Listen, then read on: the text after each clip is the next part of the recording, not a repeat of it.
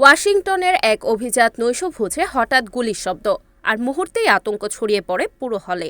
শনিবার রাতে white house correspondents dinner চলাকালে এই নাটকীয় পরিস্থিতি সৃষ্টি হয়। স্থান ওয়াশিংটন হিলটন হোটেল।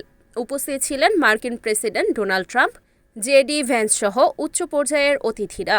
গুলির শব্দ শোনা মাত্র নিরাপত্তা বাহিনী দ্রুত সক্রিয় হয়ে ওঠে। সিক্রেট সার্ভিস সদস্যরা গুরুত্বপূর্ণ ব্যক্তিদের সরিয়ে নেওয়ার উদ্যোগ নেয়।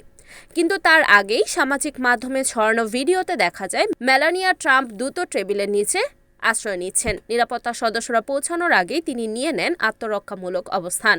পরে ট্রাম্প, মেলানিয়া এবং অন্য অতিথিদের নিরাপদে সরিয়ে নেওয়া হয়। ঘটনার সময় মঞ্চে পারফর্ম করেছিলেন অজেড পার্লম্যান। তার পরিবেশনার মাঝেই তৈরি হয় এ বিশৃঙ্খলা।